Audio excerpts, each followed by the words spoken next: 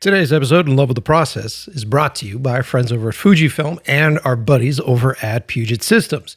Lance and I were just talking the other day because he was going to be on set, and he was like, hey, man, can I borrow one of the Fuji cameras to go shoot some behind-the-scenes photos?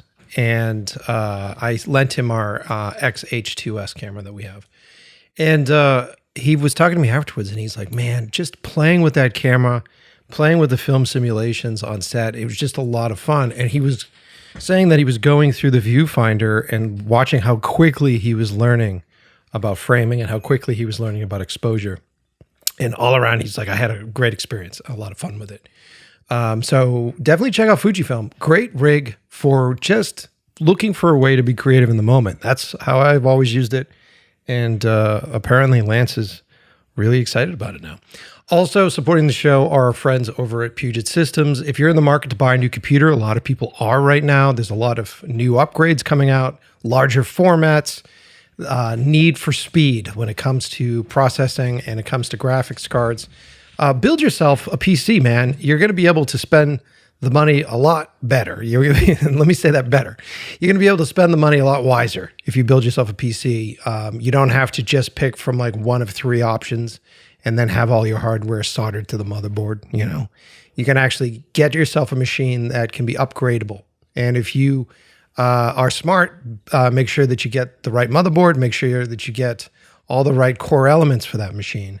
And then you'll be able to have it for, I mean, dude, I'm still cutting my machine and I've had it for like 6 years, 7 years. So great investment. Puget Systems is the place to go to buy a computer.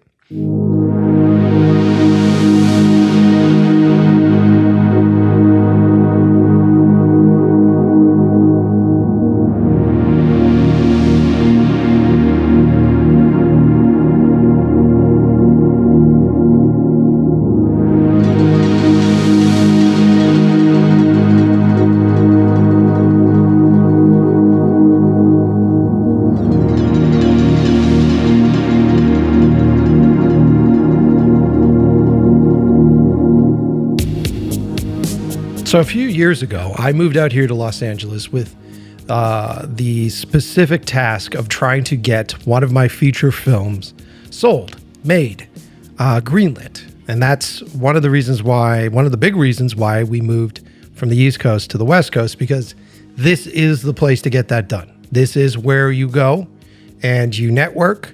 If you somehow find yourself into a situation where you have a manager or an agent, you have to make sure that you're ready to go take meetings at a whim. And there's something to be said about living in the same city as these folks, shopping at the same grocery stores as these people. You just never know. Now, I thought I knew what this business was like. I thought I knew the rules of how pitches work. And I was basing everything on what I had read or interviews I had heard, or stuff that they might teach you in film school, right? And man, I was completely wrong. And so I'm interested in where the industry is currently. And I thank God that I direct horror movies, because it seems that other than the superhero tentpole films, horror movies are the only films that end up on the screen.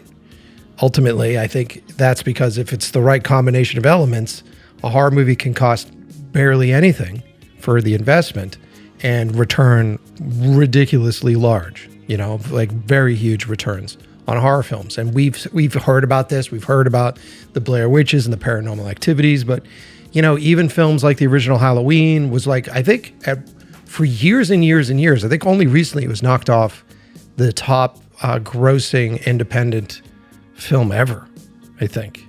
And that was recently knocked off its pedestal, but that was there for quite some time. And so thankfully, I like to play in the horror world. That's what I like to do. And so coming out here with a few ideas, coming out here with properties that I had made short films for, and you guys have or have not seen those, I was like, all right, man, let's go into this. And wow, what a learning curve. If you guys haven't figured it out yet, you're listening to the brand new episode of In Love with the Process. I'm your host, Mike Pecci. What's happening? Come on in, have a seat. What's new? How's life? I'm recording this on the 27th of February. The Oscars are this Sunday. I have been taking time each night and just watching a bunch of really great Oscar-nominated films. And I'm trying to open my mind and not be as cynical as I have been in the past few years. And I've seen some really killer shit, man. My favorite film so far is September 5. If you guys haven't seen it, it's phenomenal.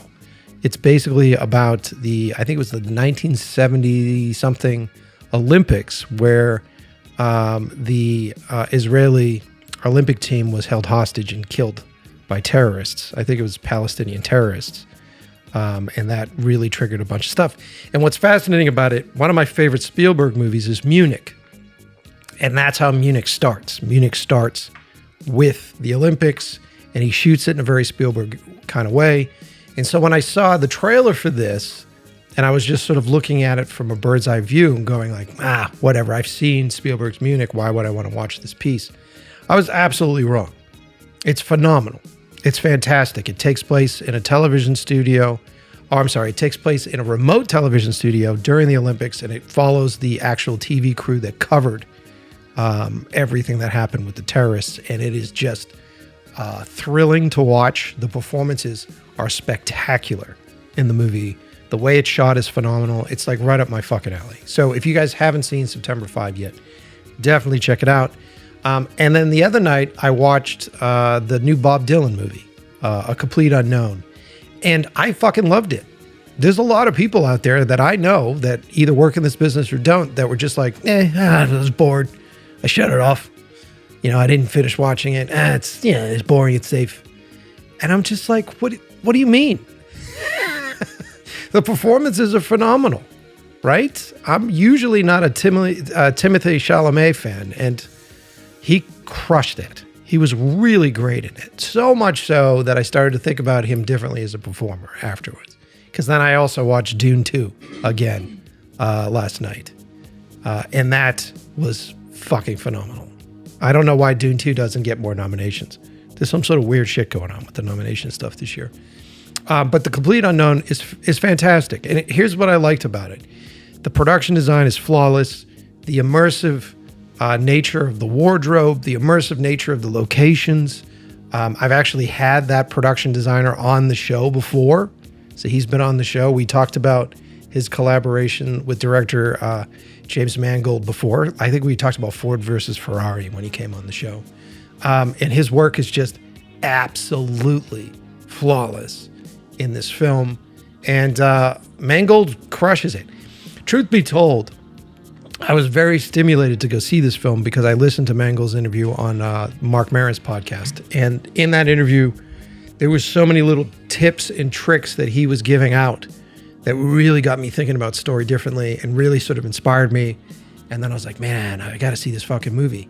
And then I was just completely in. And afterwards, when I talk to folks and they're like, yeah, you know what I mean about it? I realize how important it is for the setup to do anything, right? If you're going to go to a restaurant, unless you walk in and you stumble in and you're in the right mode and you're surprised by it, most of the time you're looking for reviews. Most of the time you're hunting on the internet. And most of the time when I do that, I'm just fucking, it's so hard to find a good restaurant when you're surfing the fucking internet. If you're looking for good takeout and you're just like, ugh. Like, does any of this mean anything to me? It's just pictures, and all the pictures kind of look the same as the other restaurant. Like, nothing about this is exciting. But if a friend of mine comes and talks and they say, hey, I had this meal there and it was epic, you go, oh, great. Maybe I'll go fucking do that, right? And your expectations are set. You've primed what you think your experience is. You've opened those, like, steel, cynical doors a little bit. And you're like, man, okay, if they liked it, then there has to be something interesting about this. And so, after watching the Dylan movie, I was like, man, at the end of the day, that's what this is all about, right? I mean, we're here making great art and we're telling good stories, but if it's not set up correctly, if you're not delivering it, you're not serving it right, you're not plating it correctly, then our audience is so disconnected from a personal experience at this point because they're watching it at home. They're on their fucking phone for most of it. There's nothing more insulting than someone on their fucking phone when a movie's playing that, like, how many hundreds of people worked on. It's insulting. But, it's really hard to get people to fully commit to something. And I feel like, and I talked about this on another show that we had done, I feel like a big part of our industry is advertising. And I think the advertising, when done right and done cleverly, really sets the expectations. So I love the movie. It's fantastic. Go watch it. Love it or hate it, go watch it. And you're welcome. I'm giving you, like I'm opening those crusty fucking doors for you, and go in there feeling like this is going to be a fun experience. It will be. I'm telling you, it will be. All right. So today's guest is a podcast alum with us. He's been on the show. He was on episode 156. For those of you who are diehards and have been reading issue to issue of all of our comics here, he was on episode 156, issue 156. What a nerd, right? And he came on the show and he talked about one of my favorite films that he had done, and like a stumble-on film that I really loved, which was Werewolves Within. Great film, a lot of fun, great cast, phenomenal cast, and his voice, the director's voice, is just funny and fun. And it felt like, I'm going to put this out there. This is the guy, if you want to have someone direct a new Ghostbusters movie. I think that our guest today, Josh Ruben, is the guy to ask. And he's here promoting his new film, which is a slasher film meets rom-com. So it is a smashing of genres. It is this movie, Hard Eyes, which I haven't seen the whole movie yet. I just saw the teaser and the trailer for it. And it feels like a throwback. It feels like visually, it feels like I Know What You Did Last Summer. It feels like kind of like a screamy kind of thing. My Bloody Valentine sort of fits in that time period. So it's kind of a throwback to like the late 90s, early 2000s horror stuff. But it's also packaged in this romantic comedy. So it's got all the elements of romantic comedy with it, which, knowing Josh's work and understanding his voice, this makes a hell of a lot of sense. Now, I'm curious. I haven't done the interview yet. He's about 15 minutes from now. I'm going to jump on the mic with him. But I want to pick his brain. Being somebody who is out there in that genre pitching at the same time, out there meeting with a lot of these same production companies, meeting with a lot of these same studios, going through the process of doing that stuff. I want to find out how he got this film greenlit, right? Because it's another slasher movie. So the theory is that slasher movies could be successful, but then everybody's talking about wanting to do this genre bashing right now. Is it a horror action? Is it a horror comedy? Right? And I wonder if that was what put it over the edge for him. I'm curious. I want to dig deep into it and see if he'll talk about the process. And, was it easier for him now with the success of the Werewolf Within movie that he did? Because that movie was successful. So was it an easier process? Did he have people actually asking him what he had coming out next? Did he have people that wanted to set up meetings? Or is he still in the same fucking boat that we all are, regardless of whether or not you made a feature film, just writing out ideas and just randomly going in and pitching?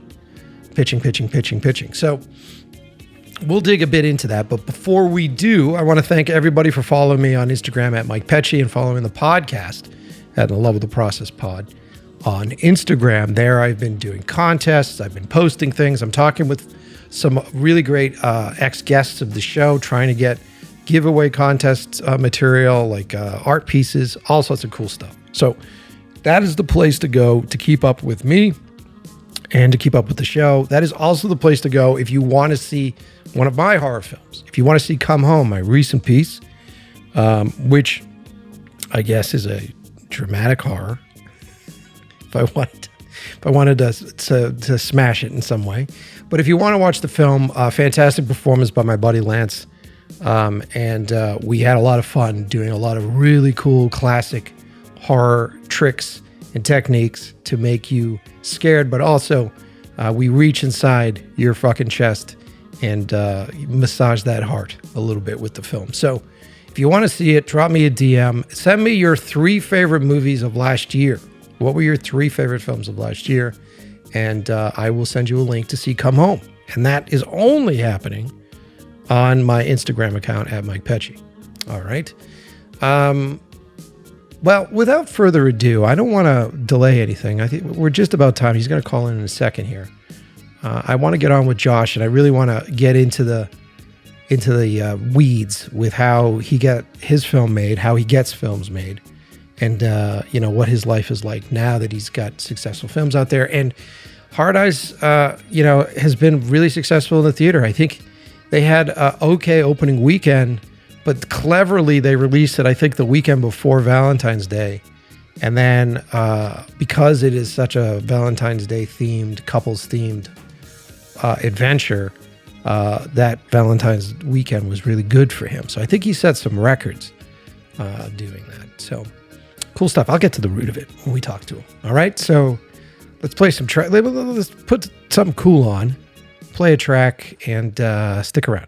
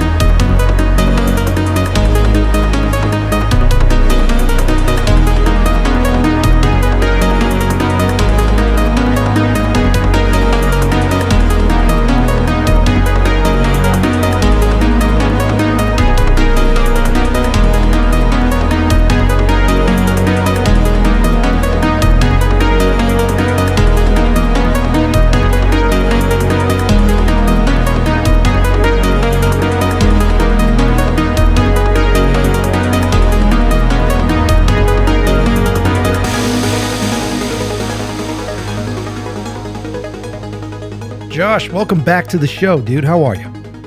I'm very well, man. Thanks for having me back. I'm excited, dude. Look. First and foremost, congratulations on Hard Eyes, man. Thank you. Thank you so much. Yeah, how's it going, man? Like I think I read somewhere that you guys fucking crushed Valentine's Day with it. Like how has it been? How's the reception? Pretty good. I'm an indie guy, so I don't really know how these numbers worked, or work. Michael Kennedy was the one who told me week 2, like, whoa, whoa, whoa, wait a minute. I think we broke some kind of record. This never happens. Like genre films usually have a steep drop off that second weekend, but I'm just I'm of the mind where it's like, if it gets me working more, if it gets me the next one, then I'm happy. If the studio's happy, I'm happy. And I definitely got to make the movie I wanted to make, so that also makes me happy. So I'm stoked. Well, dude, you've already been on the show. So for those of you who haven't heard it, go back and listen to episode 156. That is a good way to be introduced to Josh and all that. But I just want to jump in, man, because we've already done that shit on a prior episode. Like, let's talk about how you got this movie made, right? So you made Werewolves Within. Did that movie do well for you? Did that movie put you in a better position? Were people calling you asking for ideas? Or are you still on the pitch train that we're all on? Oh, sure. I had a little bit of momentum off of Werewolves. The tricky thing was, I mean, it's funny. It feels like from the release in 2021 to now 2024, when I pitched and made Hard Eyes, for release recently, feels like a bit of a blur. But it was kind of like coming out of COVID. We released Werewolves.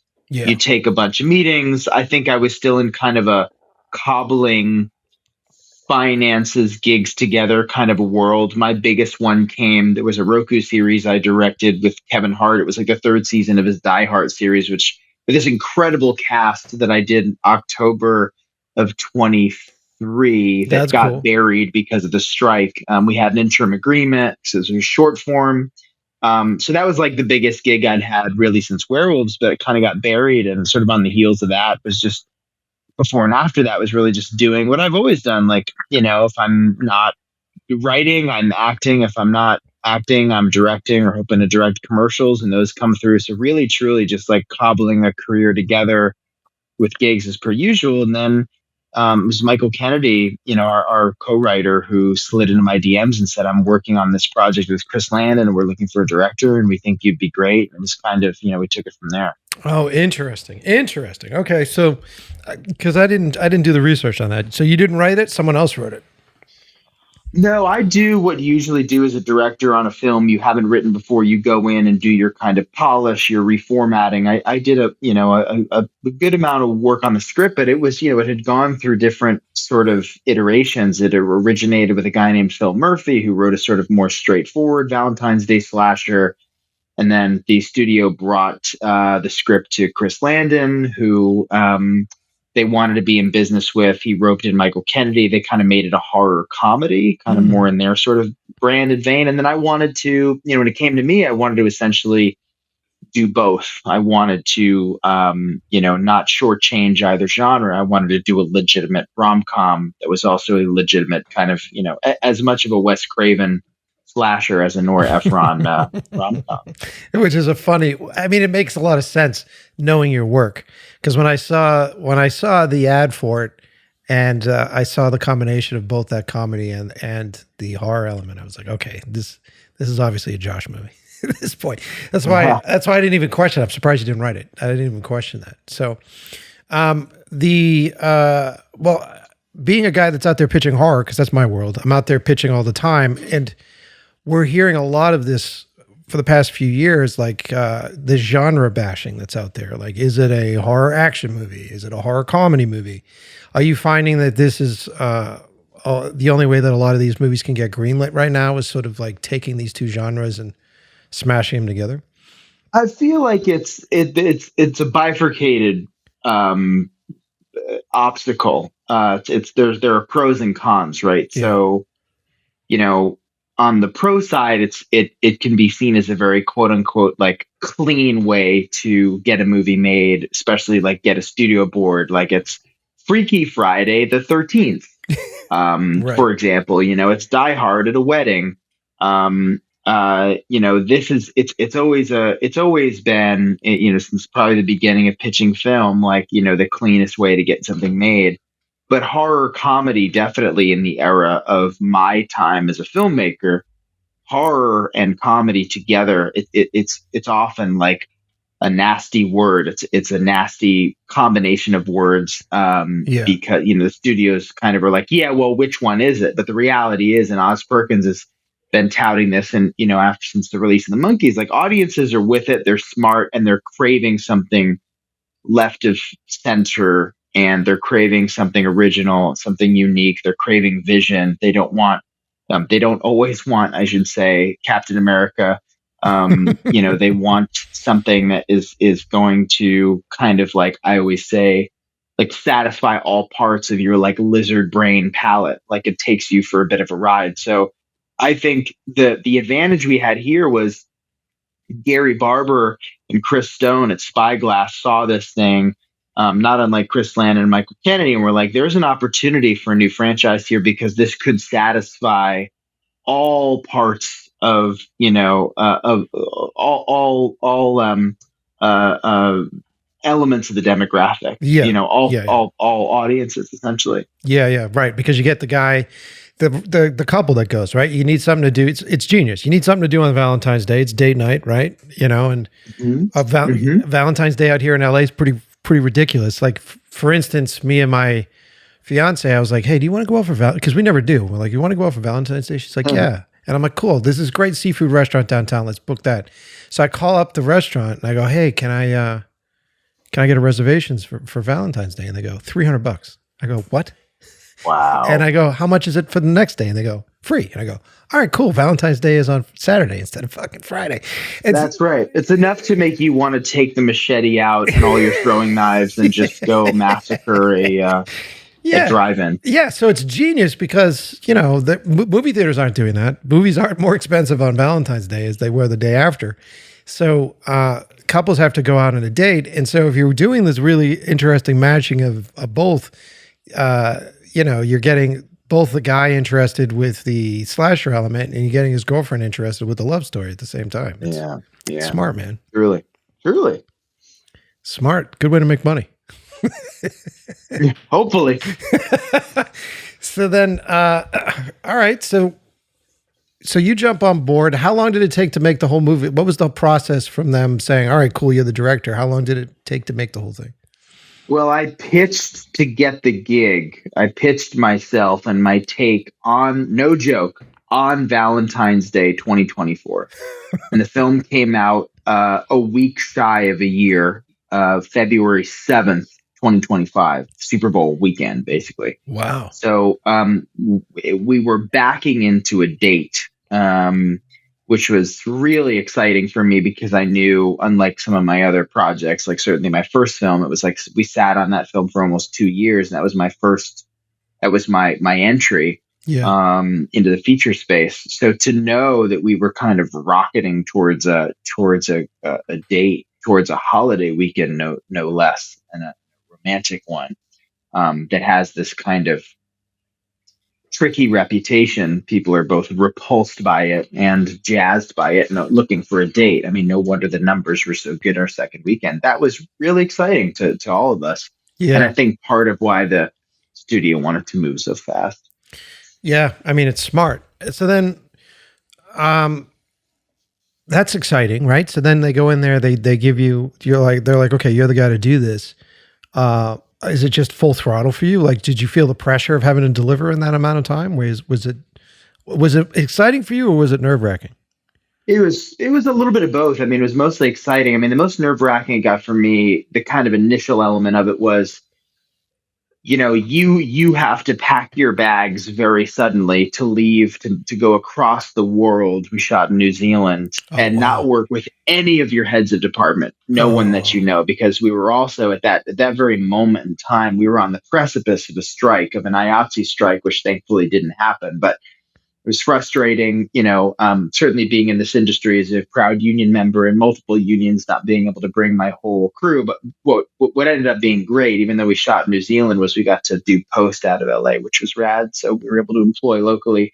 But the most kind of nerve-wracking piece of it was, okay, so I'm leaving my home, my family for 4 months to go make this thing with people I haven't met before, including the actors. And it's my first studio film, and it's the most money I've ever had to work with, and don't fuck it up. And then you get down there in New Zealand and you meet this incredible crew, Mel Turner and Axel Patton, who run a company called Ground Control in New Zealand. They just did Wolfman, and they're just a phenomenal production entity. And they just start crewing up. And I started to realize like this might be one of the better crews I've ever worked with. And also to be assembling a feature film like in such a beautiful part of the world, where there's kind of a I don't know, just an incredible culture around hard work, but also like not taking it too seriously. There's just it's just my kind of people, my kind of culture, and we just sort of we started from there. Wow, man, that's crazy. So then, coming from the indie world, right? And this is your first studio film. What was the difference for you?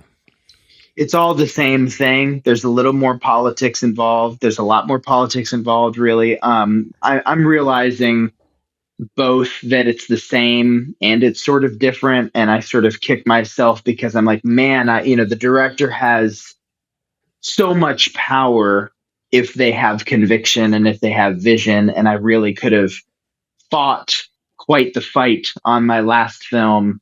Not that there was terribly much of a fight to fight, but on this one, I realized how important it is for a director to, assert their power and have their voice. Mm-hmm. And the great thing was like, my conviction from the get-go was like, look, no skin off my back, guys, but this is how I would make this movie. If you don't want me, no big deal. And they trusted me.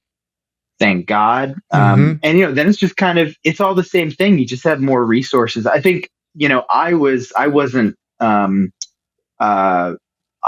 wasn't bristled by the timing, by how fast we had to move, because I'm an indie guy and my first film, I made it in 12 days, but I think it was the whole team knowing that this is a Titanic and it takes a lot to turn the thing around. It takes a lot to sort of make changes, and those ripple effects kind of can affect a fast moving ship, but we did it.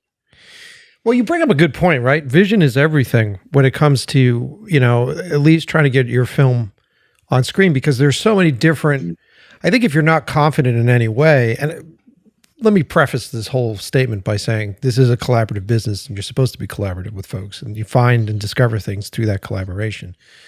But if you don't have a strong vision and a strong sense of yourself going into this, you can very easily get stepped all over, Oh, for sure.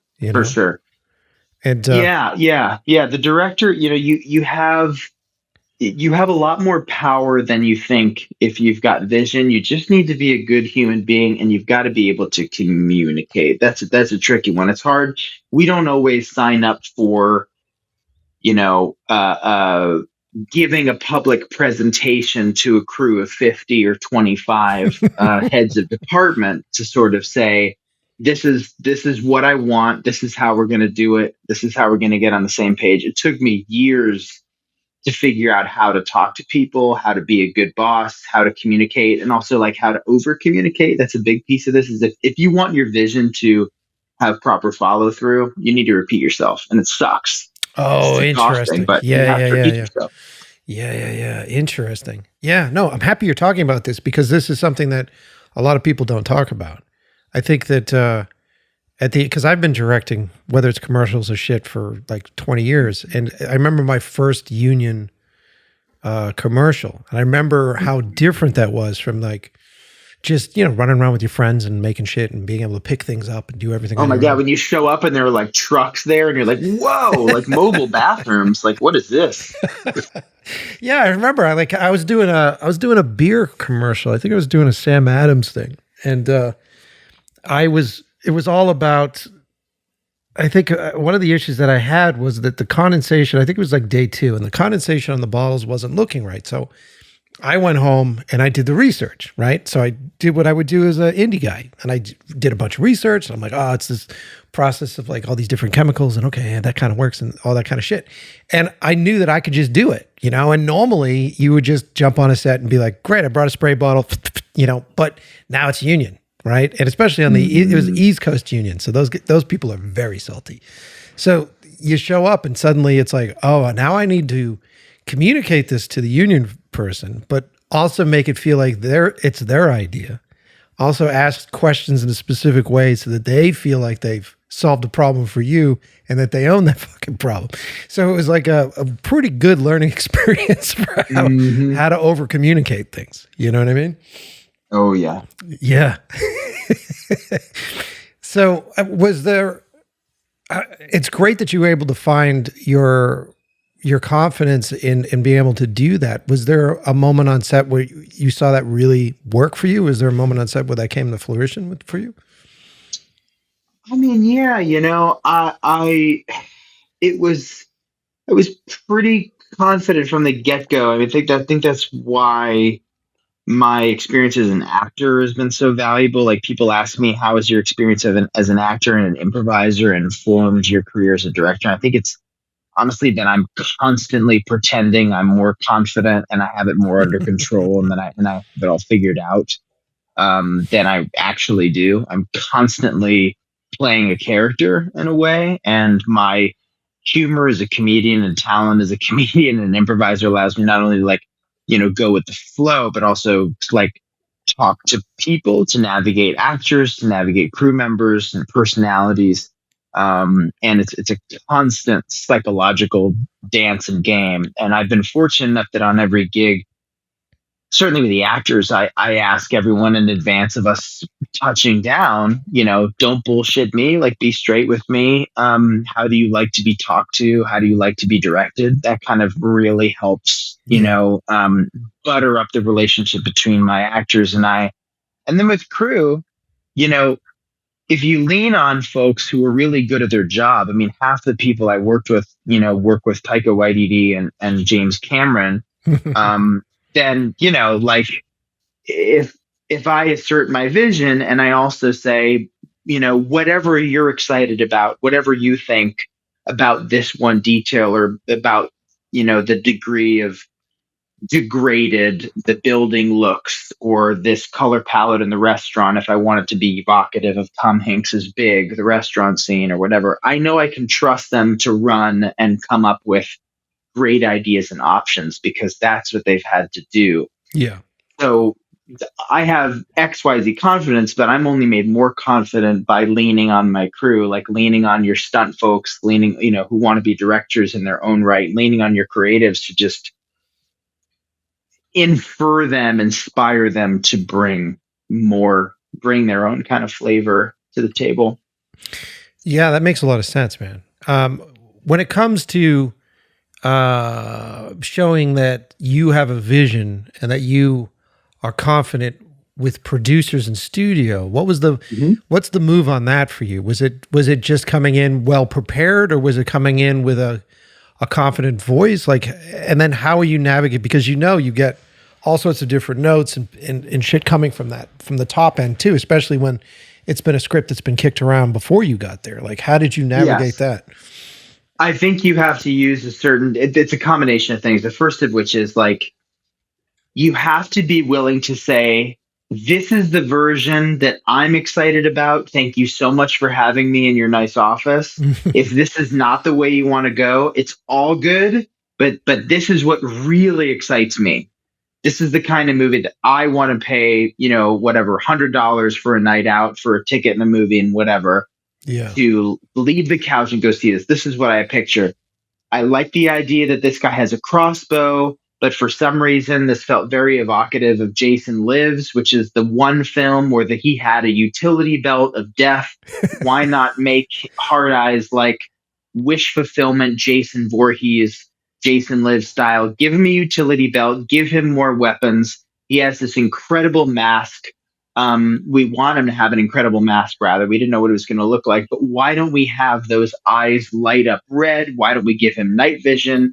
Just give him stuff that will make the genre community really excited. Yeah. So I'm going in there already and I'm talking about ideas and I've prepared a keynote presentation that, I have the dongle and I'm, streaming it to their television in the office and I'm walking through. So I want to do this visually. Here are some actors that I really love who might be great. Here's what really excites me about Ali and Jay's dynamic.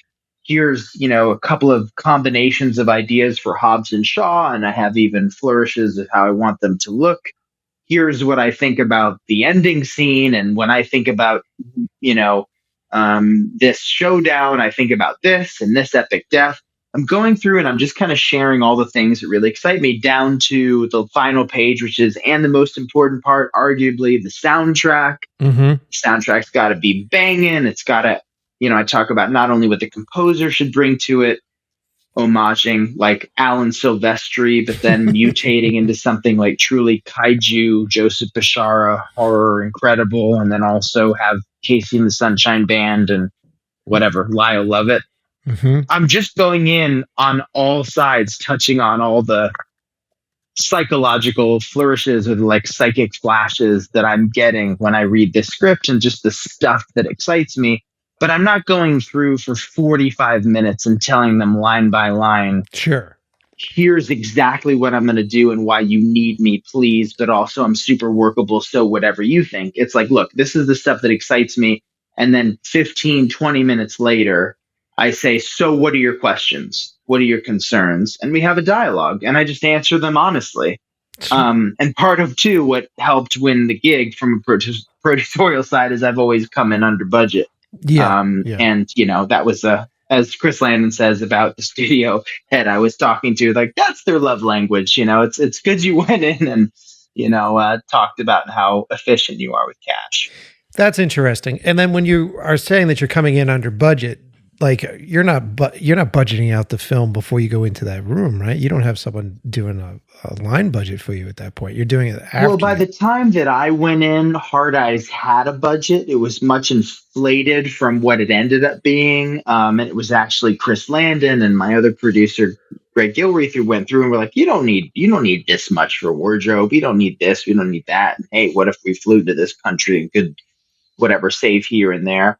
There's always a sense of what they're willing to spend, especially with the above the line, with actors, with, if we got a movie star for this cameo or that and the other thing. So they're always going to have a sense of what they want to do if by the point a director's going into the office to pitch, the thing is baked or it's a little further along down the assembly line. The thing is about to go. That means that there's real money either being spent, like there was certainly money spent by the time I got to the table because they'd spent money to, work on the script. They did have a number to work with, but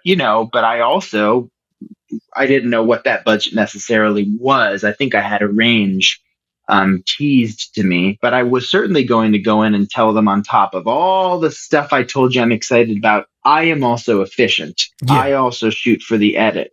I don't waste time. I also want to give you options, but also, I'm not gonna tank a day because they're not, Devin Sawa isn't picking up a can of Coke right or whatever the fuck it is. It's like that's not the important stuff. Yeah. So. Yeah. That comes from your indie roots, man. That makes sense. It's like we have to do that all the time. Like I think being a filmmaker that doesn't understand the editor, hasn't spent time in the edit room, hasn't spent time doing that stuff is pretty dangerous. Especially in our current climate, like where it's, it's a rare occasion, if at all, you're a filmmaker that a studio's like, yeah, no, find it. Spend some time and find the scene. It's okay. Yeah, right. Yeah. Interesting. Okay, so then with cast, because the movie has got a deadline, right? So then you jump right in, and oftentimes when you're trying to put cast together, that could take fucking forever. Like, how is the casting process for you?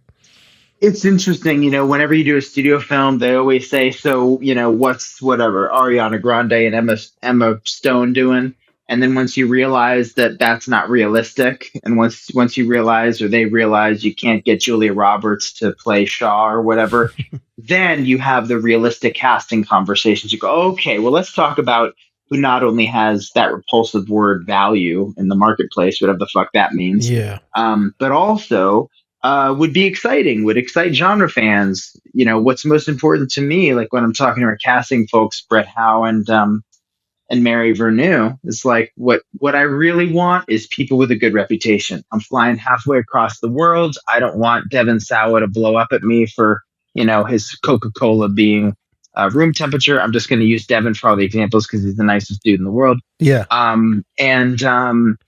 And that's how I led. Like I do asshole checks. Like Yeah. I ask about people. Like when Mason auditioned and we all fell in love with him, when Olivia auditioned and we all fell in love with her, I already knew one producer that had worked with her. My producer, Greg, worked with her on Totally Killer and says she's such a pro. She's been doing this since she's a kid. She's fabulous. And that Radio Silence, I checked in with them about Mason and they said, we're going to use adjectives about this kid. You won't even believe, you'll think that we're lying. We're going to be so effusive about this dude. And so that was all that mattered, and if the studio was happy, that was icing on the cake. But I really just, I'm not going to go into a project knowing that, yeah, well, that dude's a hothead. That's just not worth it. Well, it also helps that you're in the it also helps that you're in the horror genre, right? So like it's great if you have folks on screen that people recognize, but really the big star of your film is the glowing hard eyes mask that's right is on screen. So yeah, it's smart, man. Like horror film really doesn't need names deleted, right? That's right. Yeah, that's cool, man. That's very cool. So you get your how long did it take you to cast the whole thing? Was it quick? I want to say it was a rolling process. It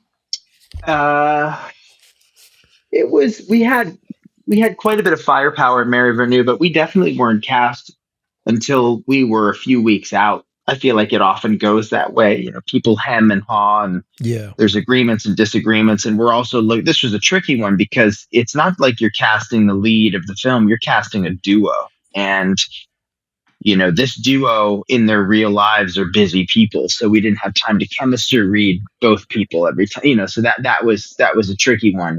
So it was like, I think as it usually happens, casting went kind of right up until production. So it was, gosh, I don't know, I want to say a month-long process to lock in the cast. But once you have money, once it's real, once people realize whatever, like the producers of Megan are on it and that I'm directing it, and, I've got mutual friends with the actor, whatever it is, it helps,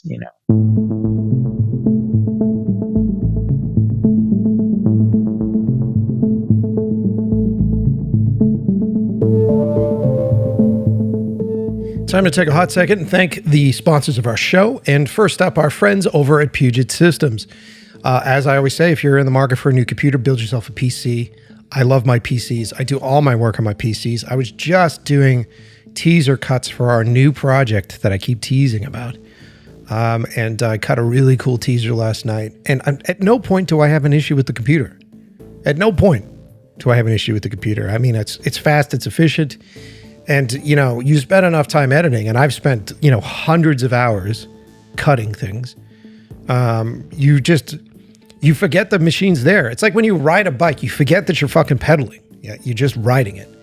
And that's what I love about my Puget system. It doesn't remind me that it's there. It's just working. And I'm jumping between programs and running all over the place and transferring files and moving things and like saving things and then going, oh shit, I got to put another hard drive in here. Let me just get another hard drive and stick another hard drive in. Oh, great. That was easy. Not a big deal. How many solid state hard drives do I have in the system at this point? It's great, man. It's fucking awesome. I love my computer. And if you want to have that, effortless working environment for you in post-production, build yourself a fucking PC, dude. And if you're going to do so, check out the guys from Puget Systems. They are the best for it. Great resources, great builders, great benchmark testers. These guys do everything. So PugetSystems.com. Love them.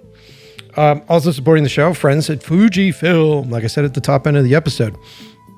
Yeah, I told you that story about Lance borrowing the camera and running around and shooting. And this is what I really love about having like these like little street point and shoot cameras from Fujifilm. I've got a few of them. And every once in a while, I might actually do that this weekend. I just like the idea of just having it on me.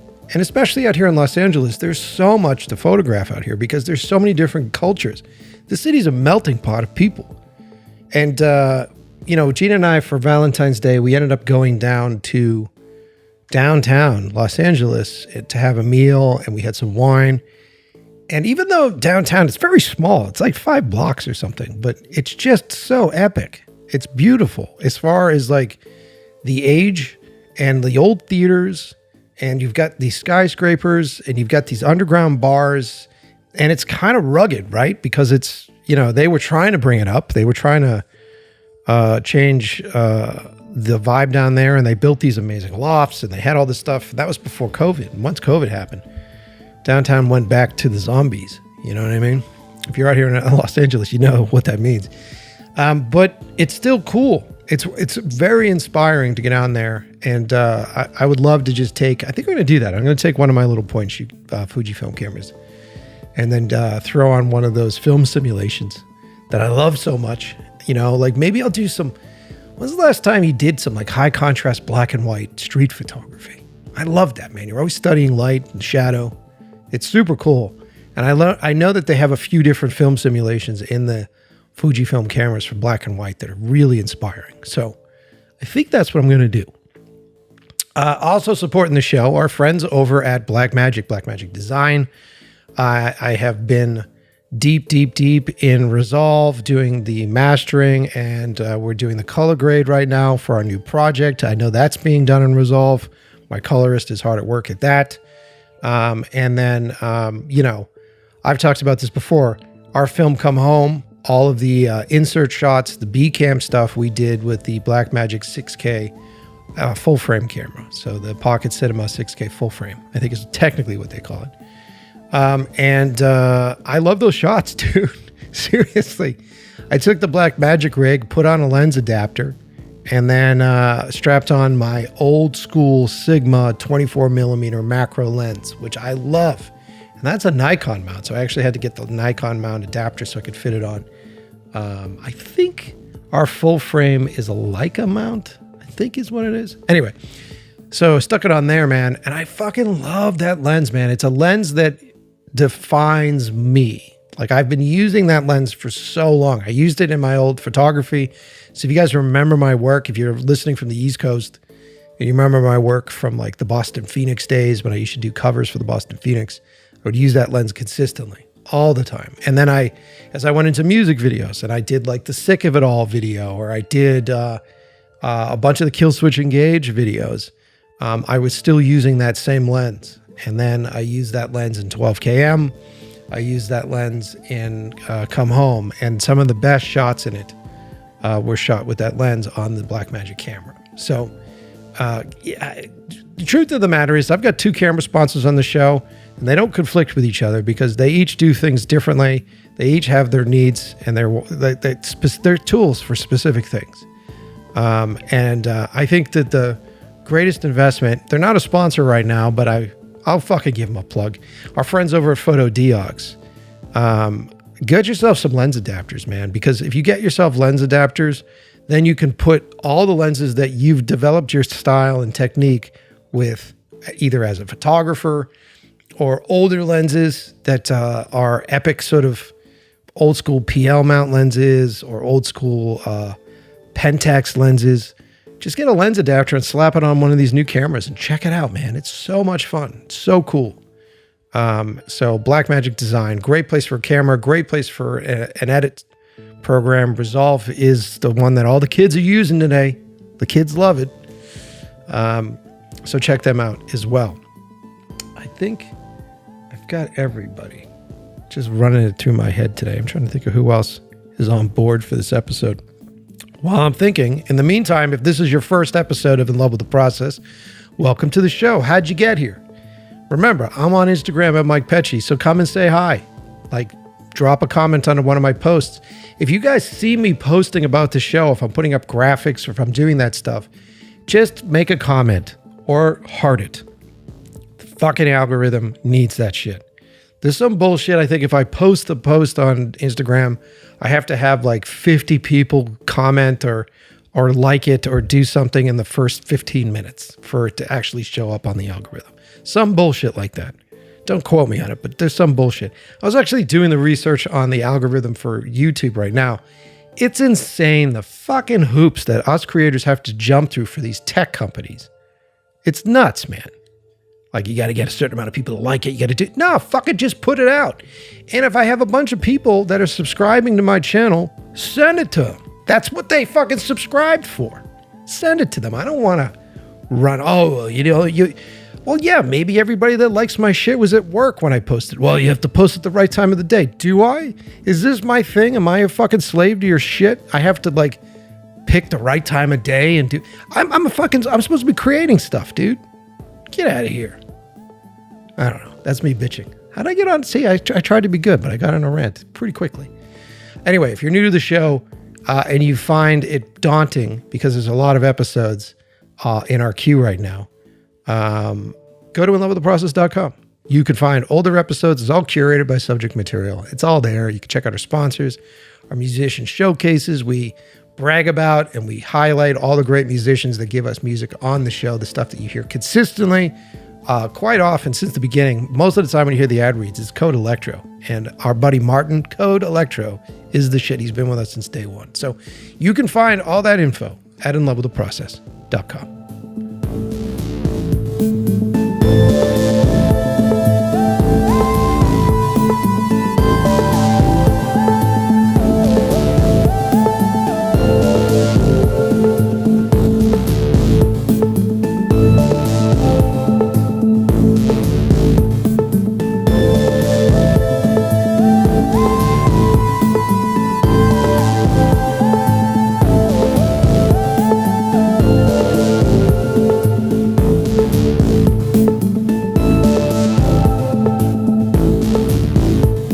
So how long was the shoot? Like how many days of shooting did you get?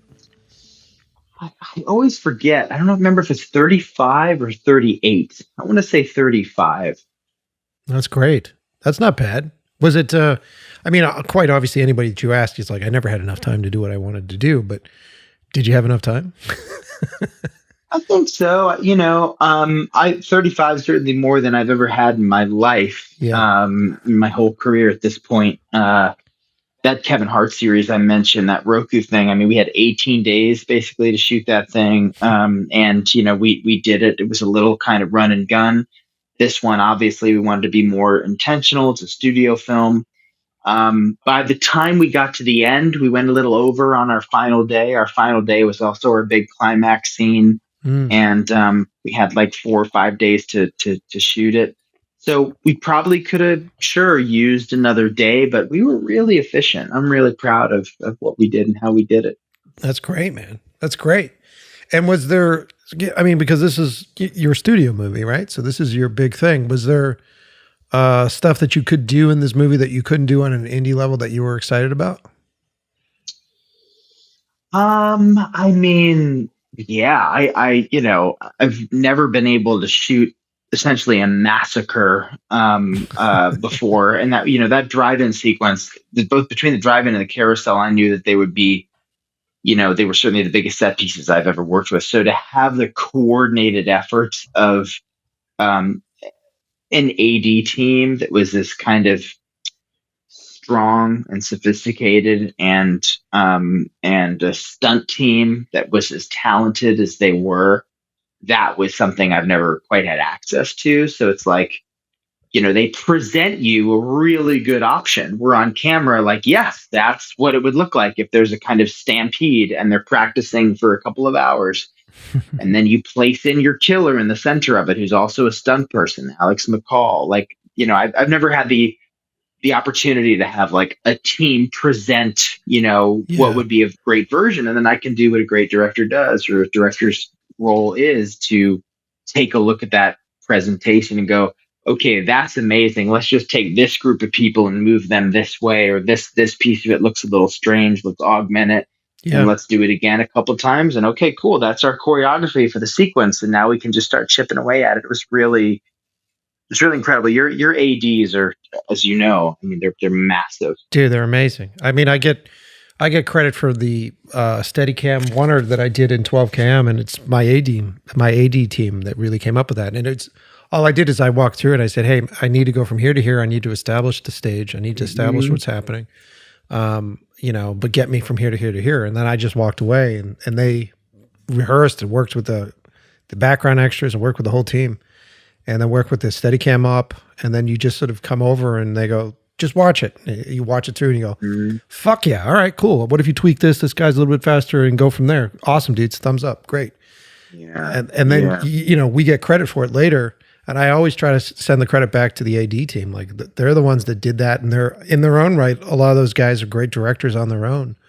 And to just have that support underneath you. And I bring this up as I start a rant. I bring this up because humans make fucking great movies.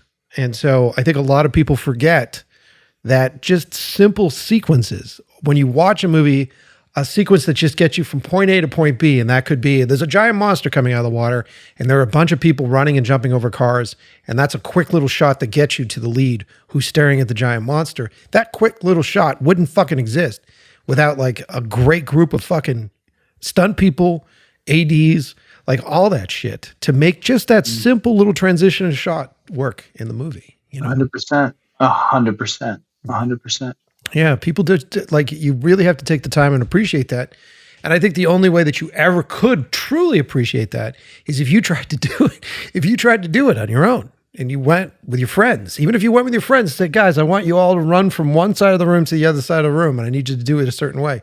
See how difficult that is, Absolutely. Absolutely. Yeah, totally. Yeah, that's massive. You're the director is one cog in the machine, and you are only as good as your team. Like, hate to break it to the world, but and that's really scary. But it's also why all of us hang on to our teams so tightly when we find them. Right? Yeah, I mean, it must have been fucking. That would have been scary for me, not bringing my keys to do a studio. Like, you're finally doing a fucking studio movie, and you can't bring your team with you. That must have been scary, dude.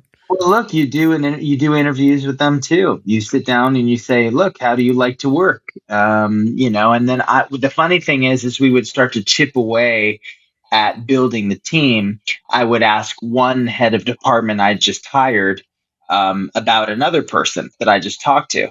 I'd say, "Well, hey, I just talked to this production designer. What do you think of Rob?" And they go, "Oh, I love Rob."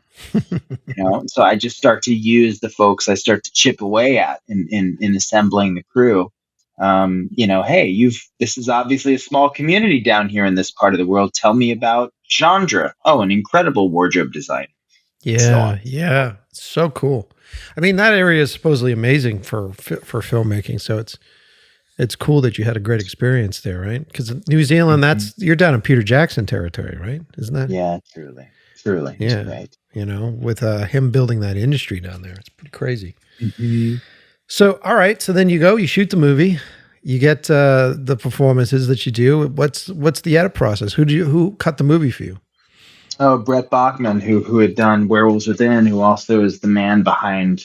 I love Brett. Gosh, I mean, yeah, Mandy and the new Toxic Avenger coming out, and he's worked a bunch with Mike Flanagan. I mean, I call him the secret weapon. He's just a phenomenal cutter, and it was also, I mean, talk about resources afforded that you don't have in the indie world. I was able to hire him the day we started shooting. Yeah. He was assembling from day one, and then he would text me and say, "Hey, if you're going to be back in the park shooting police cars rolling up to the crime scene, can you get, this angle? This would really, really help you." And I was able to tell Joe Nolan, my AD, I say, "Hey, tomorrow, if we've got time, can you get B Unit to take care of this angle of police cars rolling up if we have the cop cars available to us?" And he said, "No problem." And when I'm shooting one sequence halfway down the road, B Unit is taking care of it. I mean, that was a phenomenal experience.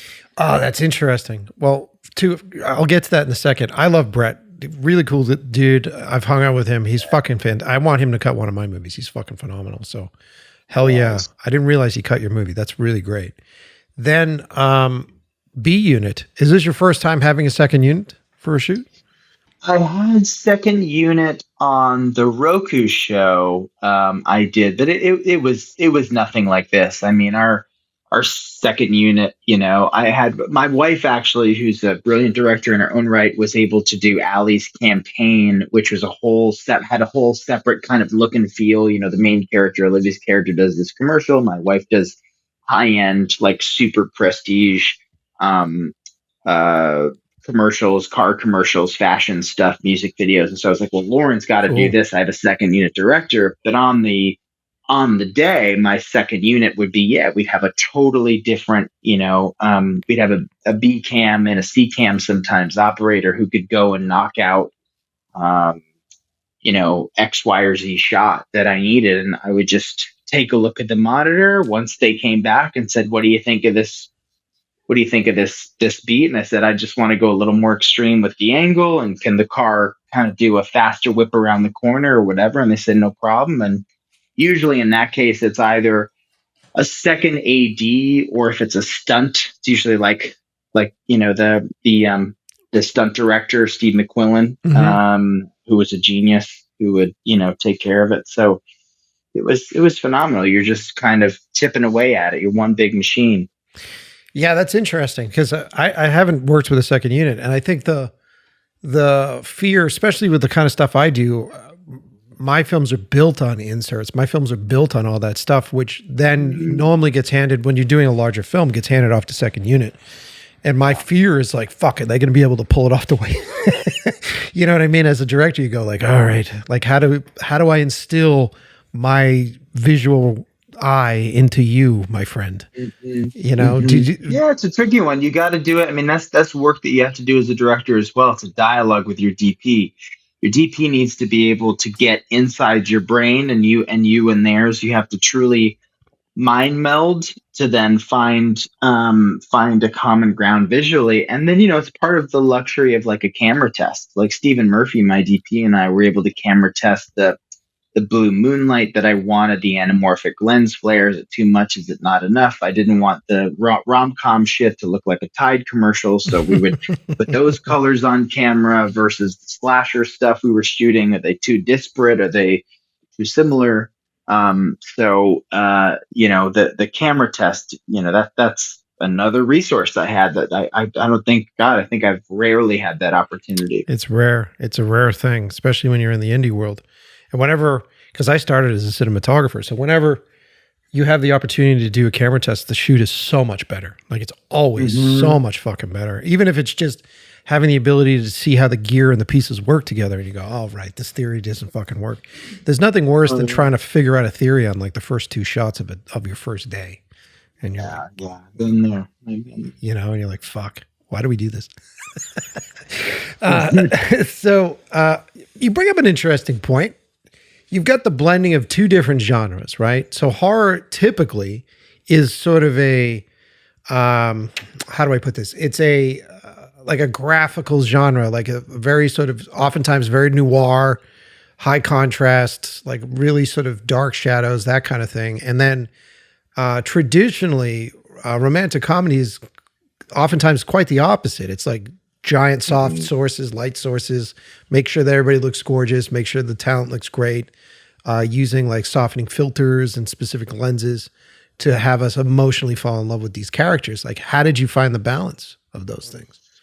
The bridge was honestly the biggest discussion with my studio executive, God bless him, was the blue moonlight. So like, if you look at horror films from Jason Lives all the way up to Get Out, the moonlight is blue. And if you look at all rom-coms, from My Best Friend's Wedding to Pretty Woman, the moonlight is blue. So we knew that for nighttime, we could do we could go more, I don't want to say creep show blue moonlight, but we could go more Get Out, Jaws blue moonlight, Jason Voorhees blue moonlight, to bring out a little bit more of a graphic night world, as opposed to a Midsommar jet black Crudson Carpenter black world, which worked way better for like Werewolves Within. Yeah. And my first film, and for Scare Me, the blue moonlight allowed for the daytime bold colors of the rom-com. So that helped bridge the two worlds together. If you watch Friday the 13th, probably any of them, especially Tom McLaughlin's entry, part 6, that blue moonlight, those nighttime scenes are really scary. They're really dreadful. And part of what he did to bring in the dreadful texture was wind, was like falling leaves.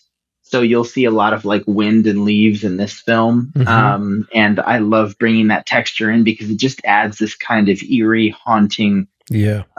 texture to it all. So that was honestly a piece of it. It was just like and then was this sort of trusting Steven to bridge it together. And then when you're in color, all you want to do is just watch your blacks and just make sure that there's enough snap to the contrast. It's still exciting to watch and doesn't kind of. I roll my eyes at stuff that's too kind of glossy. And so I just wanted to make sure it wasn't that the whole way through. Yeah, because a lot of stuff is very Apple TV right now. A lot of stuff is very Mm-hmm. safe and very without a vision, man. It's that vision. It's that vision thing again. Mm-hmm. And Mm-hmm. this is something even when you're shooting and people like, it's cool. You shoot it raw and you'll have a lot, and then you can color it in post, and you're like, I'd almost rather bake a fucking look into it.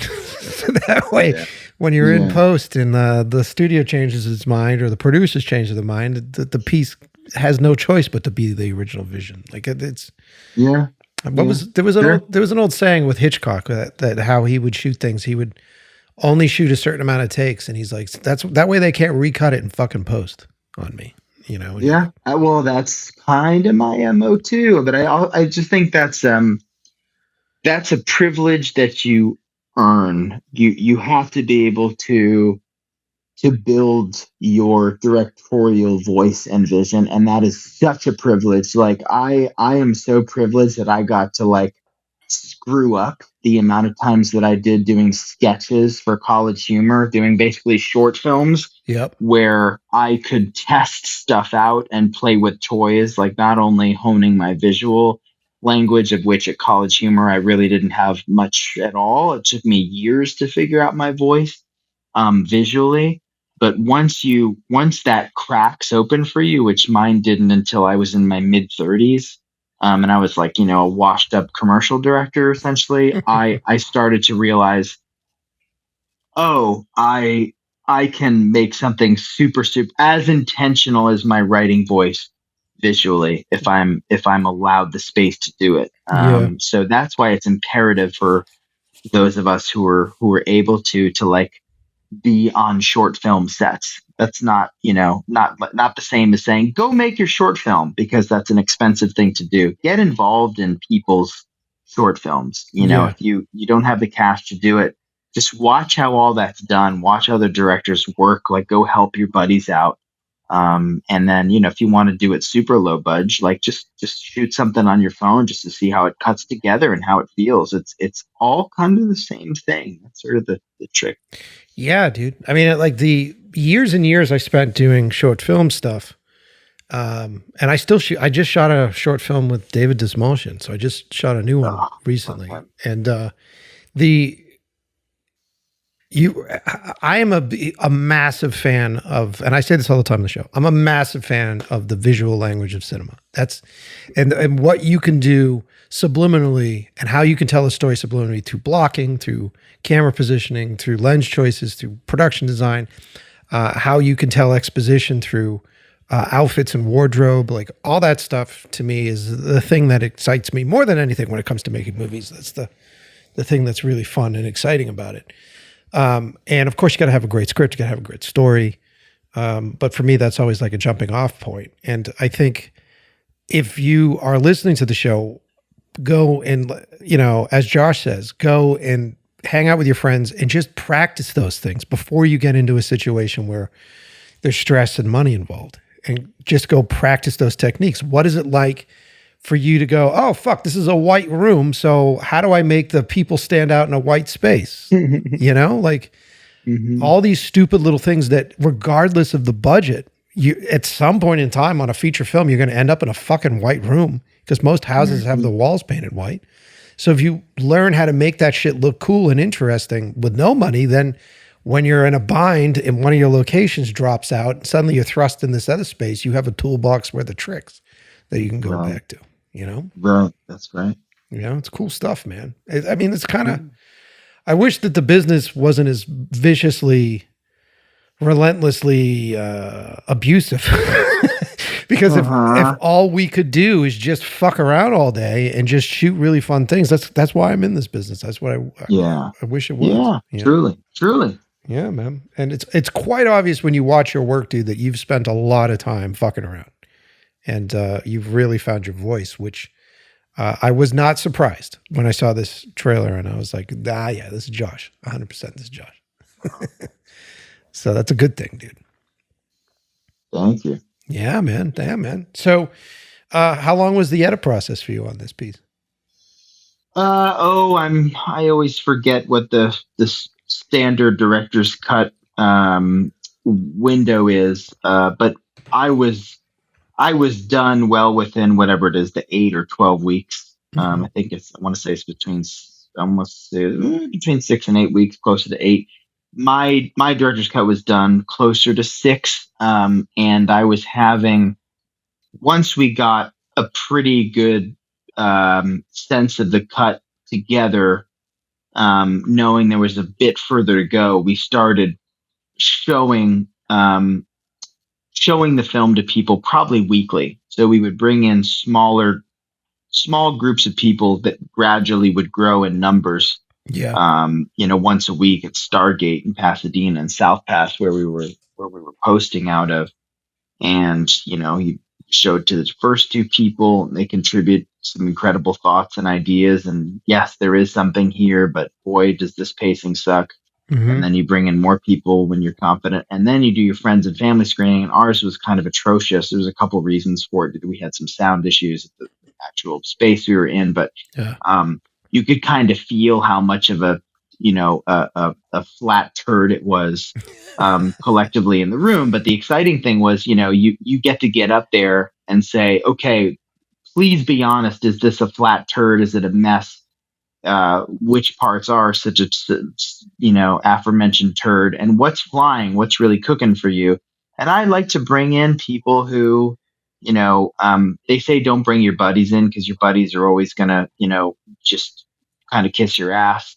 But I like bringing in my buddies who I trust implicitly and have great taste. And then, also strangers. We had one stranger leave as soon as the lights came up, and we had all of our homies stay and just kind of, like chat through Yeah. everything that was working and wasn't working. Every note you'll be resistant to a majority of them, but every note has um, uh, a molecule Yeah. of Yeah. a means to make the film better. Even the ones that are like, why would I do that? I mean, obviously you're going to ice out ones that don't, everybody flatly knows. Sure. Essentially. But I say the same thing. Like years of editing and cutting, it's like half the time someone has a note on something and it isn't specifically what they think it is. It's 2 scenes earlier you fucked this thing up, and that's what caused them to feel that way about this note. Mm-hmm. So like, mm-hmm. it's hard getting through especially when you're younger in this business. It's hard getting through the hurt, and it's also everybody that I've ever talked to on this show has said the same thing. It doesn't matter the amount of years that they've had in this business. They go, first cut is miserable. Do you feel the same way? Is first cut miserable for you? Gosh, can I remember the first cut? I don't think it was miserable. I think I was definitely nervous. I was nervous about it feeling, um, I was nervous, especially about the quote unquote rom-com stuff. Like nothing freaked me out more than the scenes just between the girls, Yeah. because they looked so much like something out of, a Netflix chick flick. And nothing against a Netflix chick flick. I was kind of going like, oh my God, I'm an imposter. This is not my world. Is this even the right way to do a Netflix chick flick? Is this Efronic enough? I keep saying Efron is my, my go-to. Yeah. I was sitting there kind of going, I don't think this works. But eventually what makes it work is your editor finds the funniest version of that scene, or you find the proper amount of propulsion where, you have the right amount of story and it's not too fat and it's not too draggy. And then eventually you get to the place where you're in the sound design, Yeah. and you realize you have an opportunity to make the movie all over again in the Yeah. best way. Like Yeah. you can make this like a real banger of a flick once you start getting into the sonic of it all, and it's exhilarating. A lot of people don't give sound credit. I fucking love sound. And It's everything. as a horror director that cuts my stuff, I sound design while I'm fucking cutting. Like I have to. Like there's a Oh yeah. you have to be like, dude, because sound to me is the thing that pulls me into a scene. Sound to me is the invisible emotional train that's pulling people into different directions, and regardless of whether or not it's comedy or romance or horror, sound makes you feel what you fucking feel when you look at the screen. Mm-hmm. It's Yeah, all of it. 100%. It helps you see, even you can really like see better. Yeah, for sure, dude. For sure. It's like it's the lubricant for your suspension of disbelief, really. When you get into a sequence, you go, "Oh, this feels creepy. Oh, this is creepy." And if you watch that sequence without any fucking sound, you go, "This is dumb." Yeah, You know? totally. Listen to. I always like to cite John Carpenter. Halloween is wall to wall score, Yeah. just as an example. Yeah. It's massive. For sure, man. It's one of the coolest. It's one of the coolest fucking things, man. It's one of my favorite things to do in this business. Well, we're pushing our time limit here, dude. So congratulations on the release of this. Congratulations on getting a studio film made, and congratulations on having a vision and a team behind you that supported your vision, dude. That's everything, you know? Thank you. So what's it's a treat. What's next for you? Do you got any heat on you now that this movie broke some records? Oh yeah, I'm hot shit for 2 weeks. They've sent me a whole bunch of scripts, and I'm actually in the desert right now catching up on a metric ton of writing and reading I need to be doing. And this was a very welcome procrastination, but there's a few different things. I've been commissioned to write something, so I'm in the middle of a writing project. I've got this heap of scripts to read. There's this film, this alien invasion thriller, Green Bank, I've been dying to make, with Tatiana Maslany and Jasmine Savoy Brown, my producer Andy Horowitz, for a few years now. So we're getting closer to that becoming a reality. I'm hoping that'll be the next one, but you never know. Yeah, you never know, dude. You never know. Well, dude, thanks for coming back on the show, man. Thanks for taking the time, man. It's always a pleasure to chat with you, dude. And thanks for sharing. Oh, my pleasure. Same. Yeah, thanks for having me.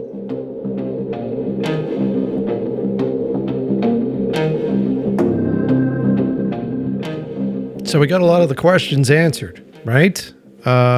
Josh is such a great dude, and I really appreciate if he's listening to the show. I really appreciate you being as honest as you are about the process of this. I think that the only way that we as directors and creators can advance in this business is by breaking down sort of these barriers that are often set up by the business around it, and sharing our stories and talking about how things actually happen and how things actually work. And it takes a lot to do that in a business that is as competitive as our world can be. You never know. You'll be in a pitch session pitching up against someone like this. So thank you so much, Josh, for sharing everything on that, man. And fucking talk about a great situation to be in, man. And it just, if there was something that I pulled away from this, it's just having further confidence in your vision, having further confidence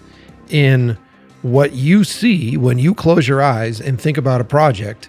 And then knowing, if you've been doing this for a little while, like I have, knowing that your vision has fucking value.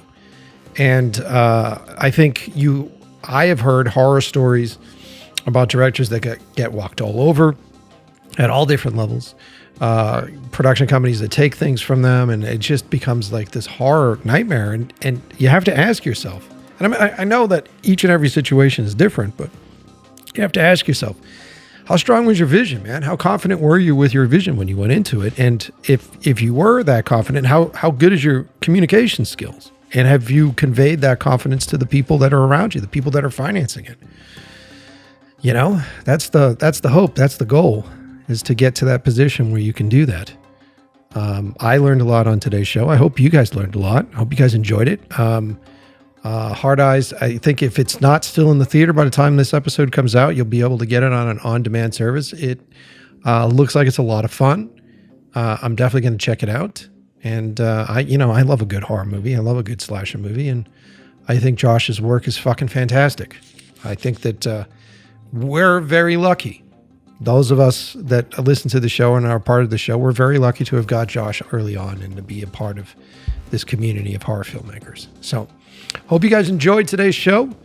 If you liked it, send me a message on Instagram, send me a DM, tell me what you think.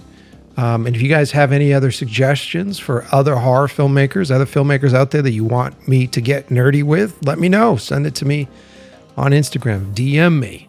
All right. All right. That's it, man.